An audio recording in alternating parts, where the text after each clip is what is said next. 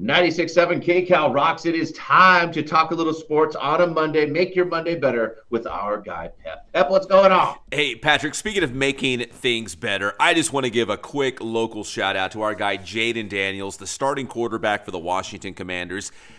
The Commanders right now are in the thick of the playoff chase. I mean, they are surpassing all these expectations with a rookie quarterback in Jayden. They're right there in the hunt for a playoff spot, but they were on a bye week. So Jayden Daniels could have been doing a million different things during his bye week, vacationing, resting, whatever. But he was back in his hometown of San Bernardino doing a toy giveaway for the local community. It was just awesome to see him here this weekend. And again, it's not like Washington is, out of the playoff hunt. They're right there in the middle of it. They've got big games coming up, but he still came back home to make sure that he was giving back to his community on his spare week, a week where he had nothing, a bye week for the Commanders. I follow Inland Sports, and I saw it, Pep, on your Instagram. It was so cool, man. And clearly, just like you've been pointing out, something that's important to him. Pretty badass, man. Yeah. Just a kid from Purdue, the Heisman Trophy winner, goes to LSU, number 2 in the draft, has him in the playoffs. A pretty cool story, man, and obviously appears to be a pretty good dude.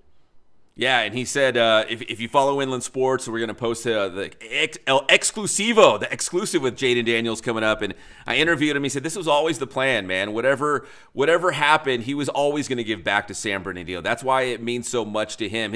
His father, his grandfather, like there's a long line of Daniels family from San Bernardino. So he's like, I was never going to turn my back on the Dinos. So it was awesome to see him. And Washington's actually good, so there's some big games coming up, but he still came back home. Pretty neat. So cool, dude. All right, let's get to the NFL games over the weekend. Patrick, you already know what I'm going to say, so I'm going to say it anyways.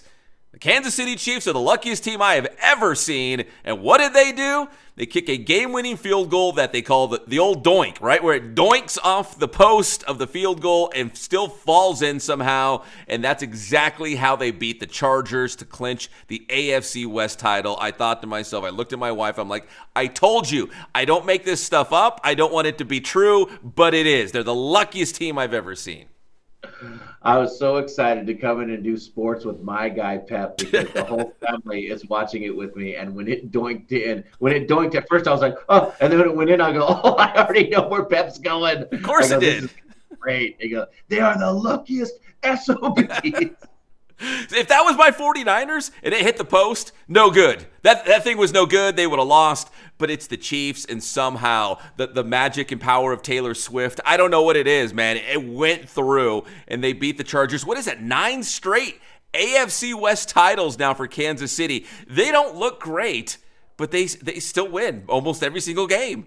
The NFL script turned the fans on and blew that thing into the goalpost, didn't it? Oh, everyone at Arrowhead, blow real hard. We're going to blow this ball right through the field goal post. So anyways, I couldn't believe it, but it is what it is. Kansas City's your AFC West champions. And LA, the Chargers, they still look like a playoff team. But now Denver's, breathing down their neck, so they've got some important games coming up now. I think if the season ended today, I think Denver, the Chargers, and of course the Chiefs would all get into the postseason. But we'll see. Yeah, and it just does seem like Justin Herbert is taking a beating. But Pep, you have to say you felt this coming on a little bit when it's just they're hanging around. That 1.2 points, I'm like, here we go again. We already know what's going to happen. It used to give me that old feeling where you just have like, they know how to win these silly games where they just don't necessarily play great, but they hang in there and then just go win it at the end. It's kind of like that feeling like they just want to get into the playoffs and then they'll start playing good.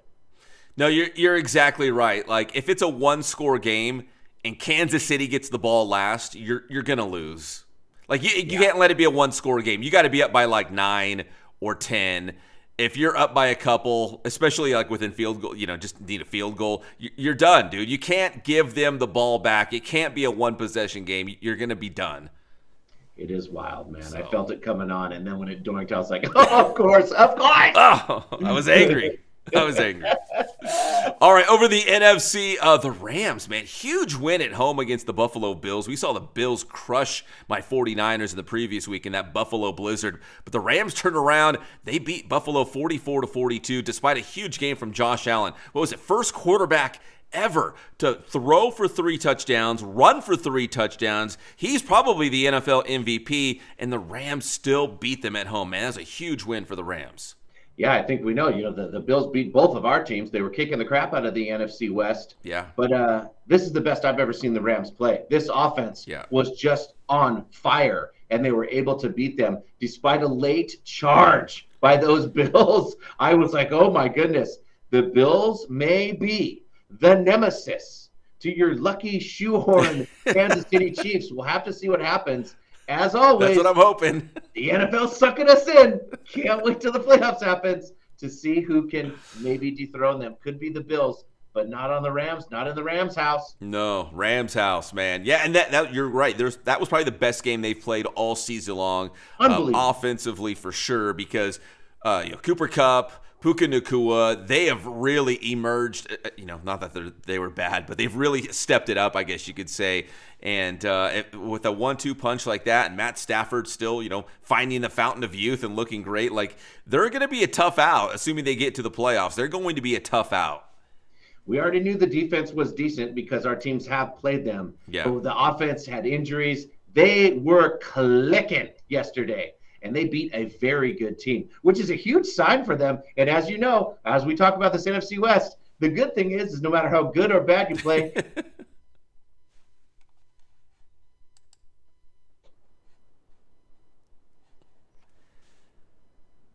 you're still in it, Patrick, listen, that's why it's so mediocre, and that's why we feel like our teams, the 49ers, the Seahawks, still have a chance. Seattle, that's a huge head-to-head win against Arizona. That was a big win, and the 49ers kind of got things going in the right direction again, beating a Bears team that they should beat, right? They should beat a team like that. And now the 49ers are going to play the Rams later this week on Thursday Night Football.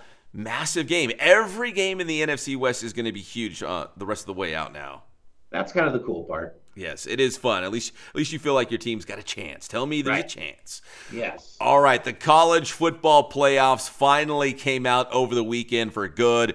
Here's the teams at year 4 first-round byes. It's going to be Oregon, Georgia, Boise State, and Arizona State. Maybe the fun Cinderella story of the season, the Arizona State Sun Devils. Head coach Kenny Dillingham, I interviewed him at the University of Redlands a couple months ago. He was out here recruiting IE guys.